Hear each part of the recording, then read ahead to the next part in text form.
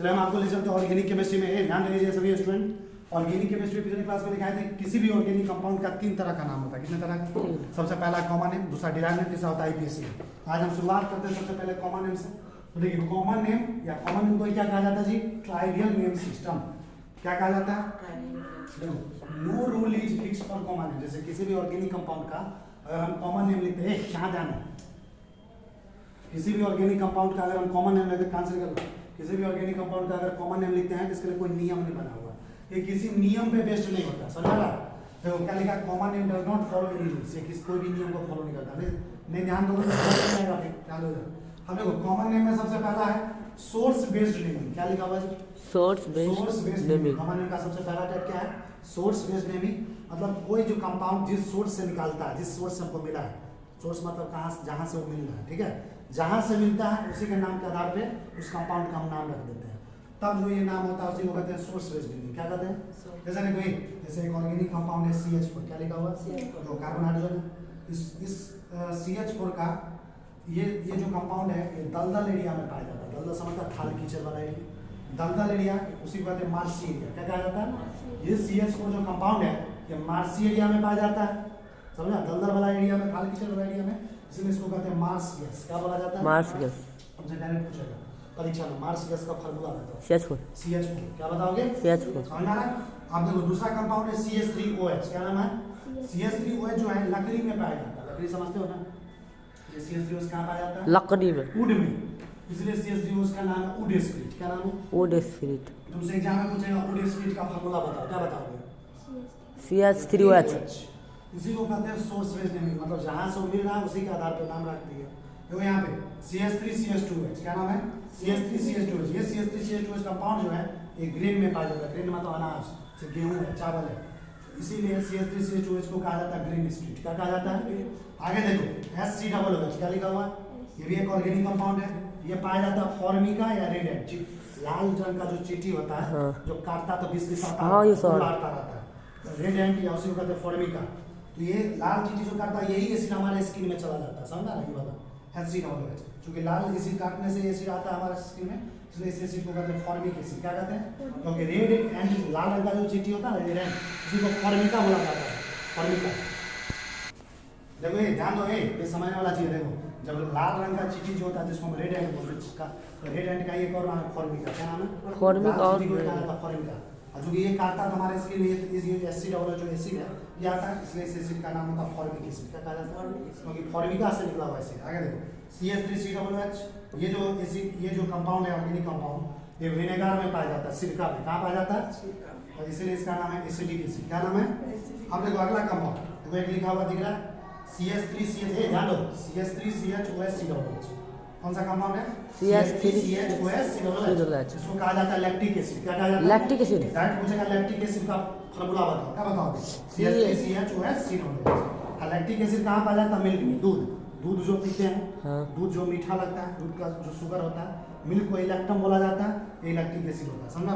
आगे देखो दूध मीठा होता है शुगर की वजह से, जिसको कहते हैं लैक्टोज शुगर। क्या कहा जाता है?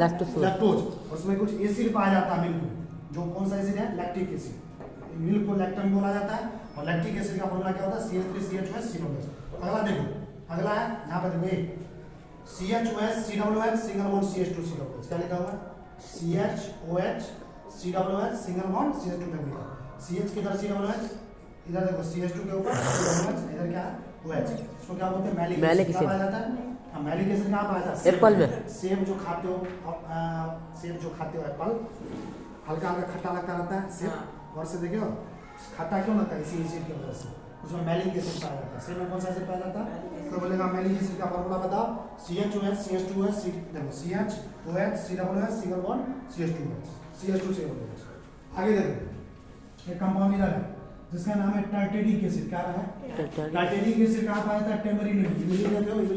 इमली खट्टा होता है खाने से, इमली में एसिड पाया जाता है, एसिड का टेस्ट होता है खट्टा, तो यही एसिड पाया जाता है टेम्बरी इमली में, टार्टेरिक एसिड।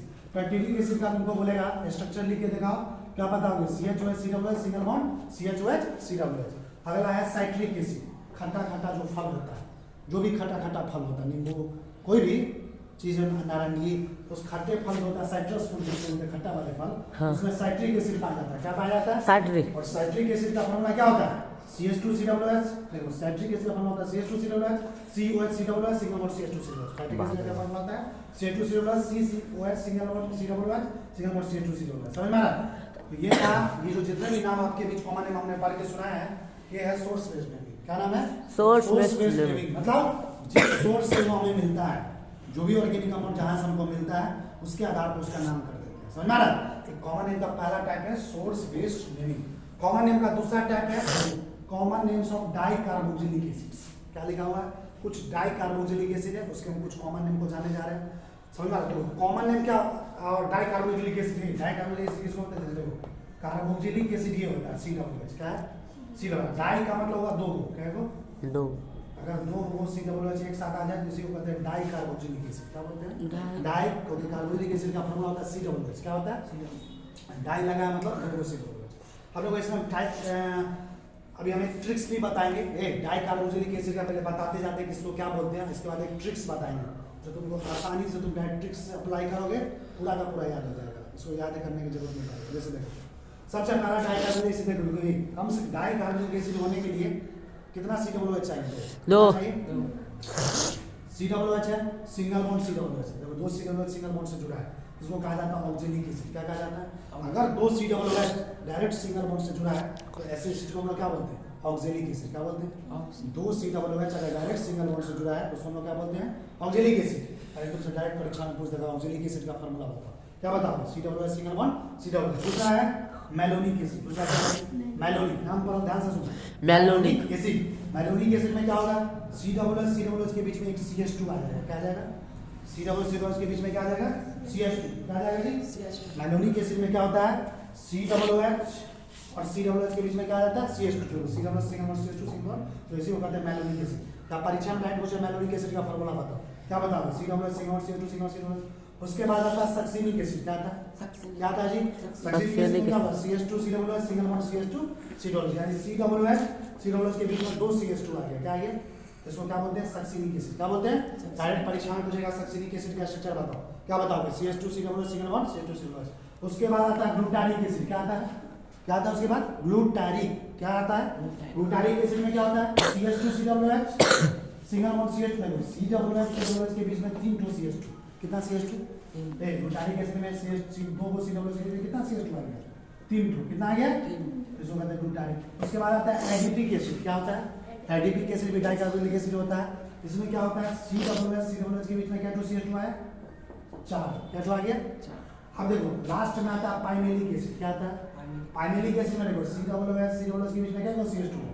1 2 3 1 2 3 4 5, यानी दो COOH के बीच में 5 CH2 ग्रुप अगर आ जाए तो उसको हम लोग बोलते हैं पाइमेलिक एसिड। क्या बोलते हैं? तो देखो अभी जो जितने भी एसिड तुमको हमने नाम कर पढ़ के सुना है या ऑर्गेनिक केमिस्ट्री में कभी भी आ सकता है, इसलिए अभी ट्रिक्स भी बताएंगे इसको कैसे आसानी से याद करते हैं। इसलिए देखो सबसे पहला क्या बताया? ऑक्जेलिक एसिड, जिसमें दो COOH डायरेक्ट जुड़ा है सिंगल बॉन्ड के साथ। मेलोनिक एसिड में क्या? दो COOH के बीच में एक CH2 आ गया। सक्सिनिक एसिड में क्या? दो COOH के बीच में एक CH2 आ गया। ग्लूटारिक एसिड में क्या? दो COOH के बीच में तीन CH2 आ गया। एडिपिक एसिड में क्या? दो COOH के बीच में चार CH2 आ गया। पाइमेलिक एसिड में क्या? दो COOH के बीच में पांच टू CH2। समझ रहा? अब देखो ये जो जितना बताया कितना भी देखने सर बहुत भारी लग रहा है, हमें याद नहीं होता, कुछ ऐसा तरीका होता है ट्रिक्स बताइए जिससे ये आसानी से याद हो जाए। तो ट्रिक्स बता दे। सबसे पहले जितने भी हम COOH डाइकार्बोनिक एसिड उसका जनरल फार्मूला बता दे। जनरल फार्मूला पहले बात देखो CH2 क्या लगा देना? CH2 का CH2 होना क्या चीज है? N से सिंगल बॉन्ड इधर क्या लगा? COOH। देखो जनरल फार्मूला जितने भी एसिड लिखे हैं बोर्ड पे सभी का जनरल फार्मूला होता है डाइकार्बोनिक CH2 का होल है single bond COOH single bond COOH। n का मान कहां से लेंगे? 0 1 2 3 4 5 कुछ भी ले सकते हैं। समझ में आ रहा?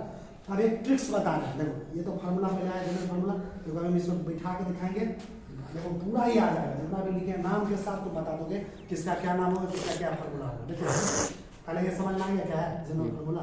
CH2 का होल है सिंगल बॉन्ड COOH। अब इसके लिए एक ट्रिक्स है। देखो ट्रिक्स क्या है वो बता रहे हैं।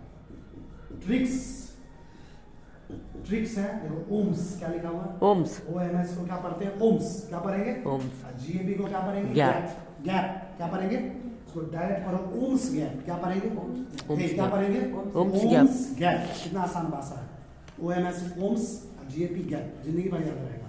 ओम्स गैप, ओम्स गैप में शुरू में n का मान इसके लिए क्या लेंगे 0, इसके लिए कितना लेंगे 1, इसके लिए कितना लेंगे 2, इसके लिए n का मान 3, इसके लिए 4, इसके लिए 5। डायरेक्ट क्या करना है, घर पे जाके कभी भी पता करना क्या है, तो सबसे पहले लिख देंगे बिना देखे ओम्स गैप, क्या लिखेंगे, फिर हम लिख देंगे n का मान इसके लिए क्या है 0, इसके लिए कितना है 1, इसके लिए 2, 3, 4, 5। अब ये हम जानते हैं जनरल फॉर्मूला, तो देखो ये हम डालते जाएंगे नाम के साथ स्ट्रक्चर निकलेगा। ध्यान दो, सबसे पहले n का मान हम 0 डालते हैं, कितना डालते हैं 0 का मान, सबसे पहला क्या 0।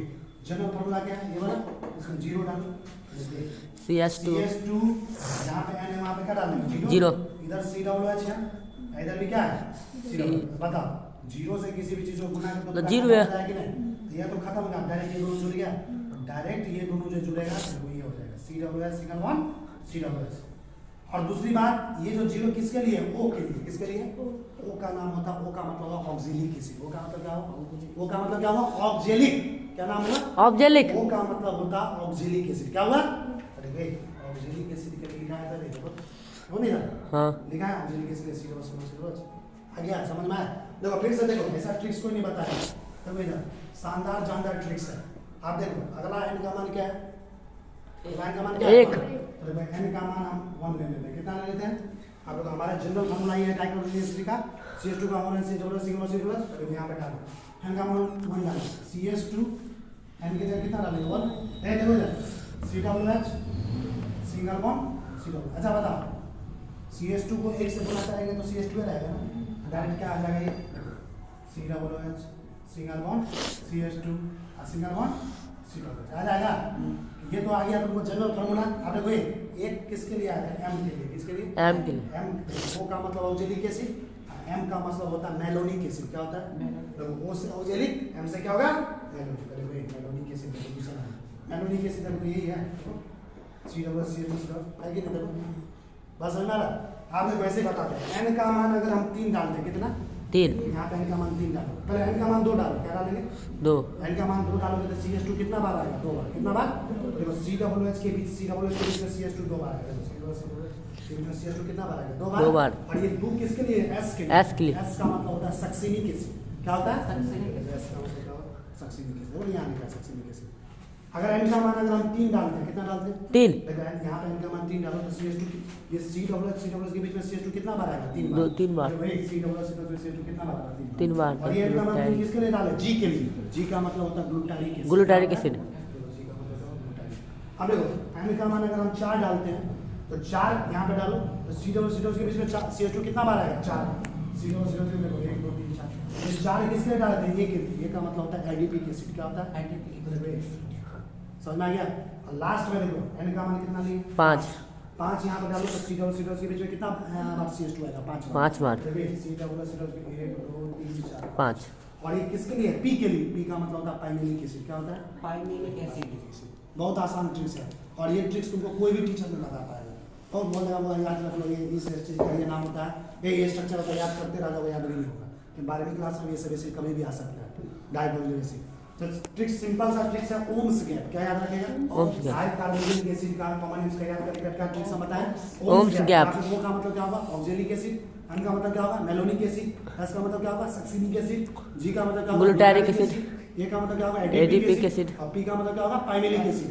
और n का मान क्या लेंगे 0 से लेके 5, जैसे ऑक्जेलिक एसिड के n का मान क्या लेंगे 0, मेलोनिक एसिड का मान 1, सक्सिनिक एसिड का मान 2, ग्लूटारिक एसिड का मान 3, पाइमेलिक एसिड के लिए 4, सॉरी एडिपिक एसिड के लिए 4 और पाइमेलिक के लिए 5। और इस ये जो जनरल फार्मूला यहाँ पे n का मान डालते जाओ, उनका फार्मूला अपने आप फटाफट निकलेगा। जनरल फार्मूला बस याद रखना, CS2 का होना single bond COOH, single bond COOH।